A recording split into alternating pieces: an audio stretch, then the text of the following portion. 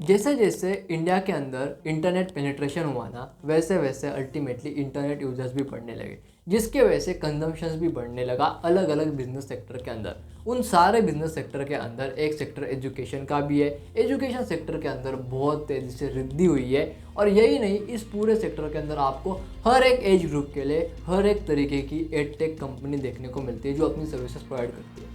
उनमें से एक एडटेक कंपनी है, वो है अपग्रेड। अपग्रेड जो है वो हायर एजुकेशन प्रोवाइड करता है ऑनलाइन स्टूडेंट्स के लिए, उन्हें एम्पावर करता है वर्किंग प्रोफेशनल्स के लिए, या फिर जो जॉब सीकर्स होता है उन्हें एम्पावर करता है कि वो अपने अल्टीमेट पोटेंशियल तक पहुंच सके। आज अपग्रेड के पास 20 लाख से भी ज़्यादा स्टूडेंट्स हैं और 1.2 बिलियन वैल्यूएशन के साथ ये कंपनी एडटेक इंडस्ट्री के अंदर तीसरी यूनिकॉर्न बन चुकी है। कैसे अपग्रेड ने अपने आप को इतने बड़े लेवल पे स्केल किया, उनका बिजनेस मॉडल क्या है, उनकी बिजनेस स्ट्रेटेजीज क्या है, उन्होंने क्या बिजनेस चैलेंजेस फेस किए, ये आज इस वीडियो में जानेंगे। मेरा नाम है ऋषिकेश तोमरे, आप देख रहे हैं मास्टर इन एंटरप्रेन्योरशिप।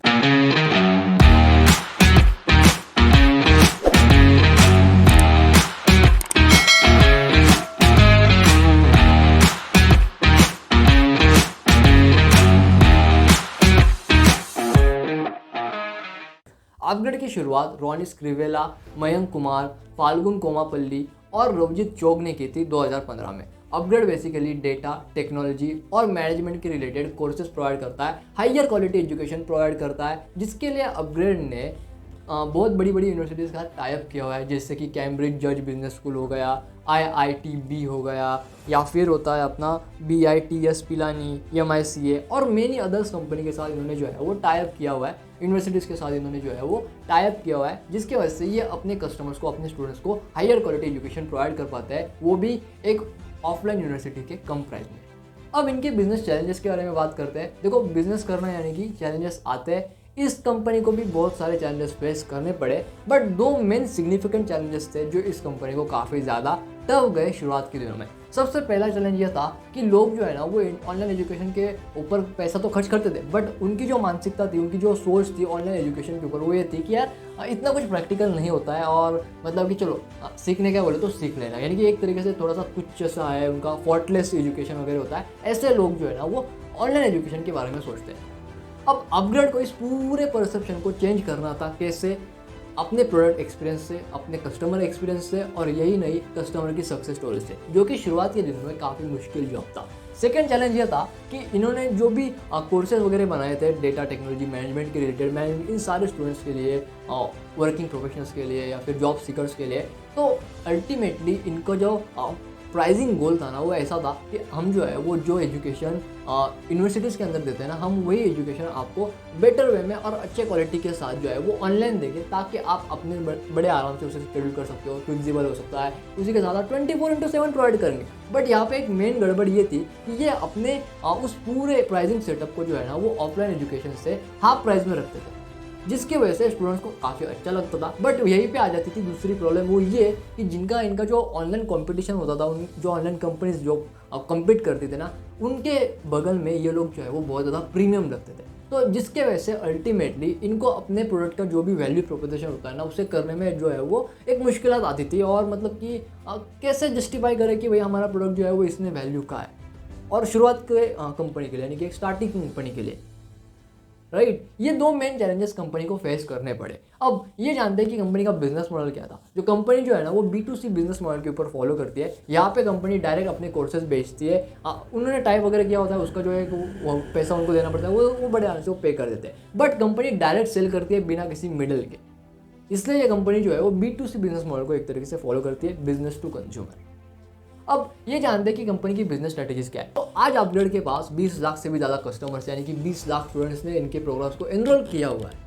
तो हम ये जानेंगे कि आज इनकी बिजनेस स्ट्रेटेजीज क्या है, और शुरुआत में इनकी बिजनेस स्ट्रेटेजीज कैसे होती थी, उसमें कोई चेंज है या नहीं है।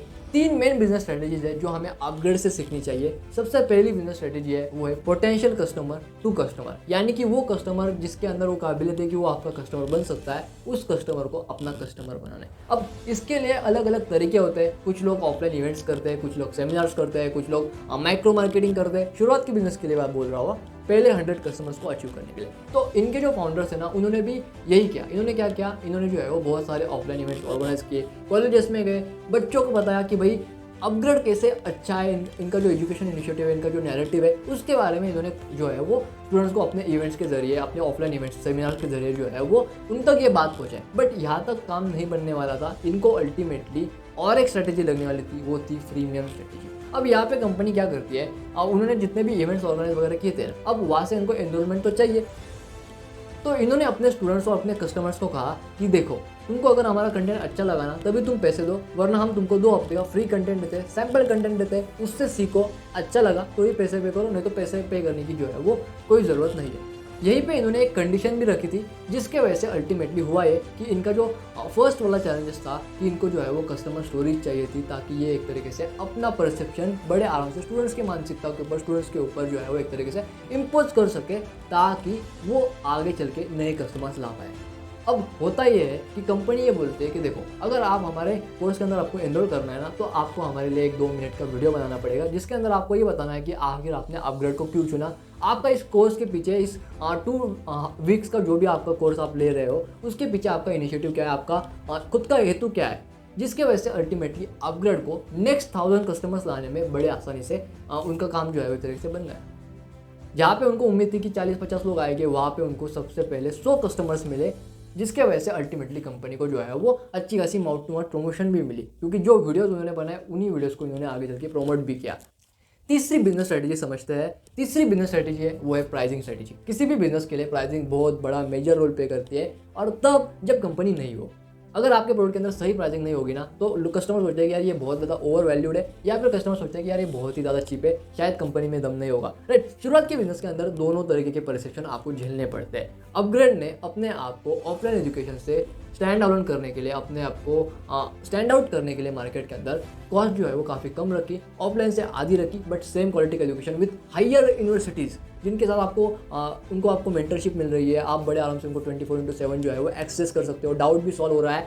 बहुत ज़बरदस्त सर्विस इन्होंने बड़े अच्छे तरीके से ऑफलाइन एजुकेशन को काउंटर कर दिया। बट वहीं पे ऑनलाइन सेगमेंट के अंदर ये हो रहा था कि ये अपने आप को एक तरीके से प्रीमियम सेगमेंट में घुस चुके थे, और जो कंपनियां वही सेम एजुकेशन, या फिर हो सकता है कि उनकी थोड़ी सी क्वालिटी जो एजुकेशन की वो कम हो, बट उनकी कॉस्ट भी कम होती थी, जिसकी वजह से उनको काउंटर करना जरूरी था। तो इन्होंने क्या किया, इन्होंने अपने शुरुआत के दिनों में कस्टमर्स को कहा कि अगर आप कंपनीज में प्लेस होते हो ना, तो आप सिर्फ 50% ही कॉस्ट दो, नहीं तो आप जो है वो कोई ज़रूरत नहीं आपको कॉल देने की। जिसकी वजह से इनके पास जो है वो बहुत तेज़ी से कस्टमर्स बढ़ना स्टार्ट हुए। इनका माउथ टू माउथ मार्केटिंग भी अच्छा था, क्योंकि ये जो है वो जितने भी कस्टमर्स एनरोल करते थे ना, उनसे वीडियोस बनाते थे, वही सक्सेस स्टोरीज इनको लाखों कस्टमर्स तक पहुंचा चुकी।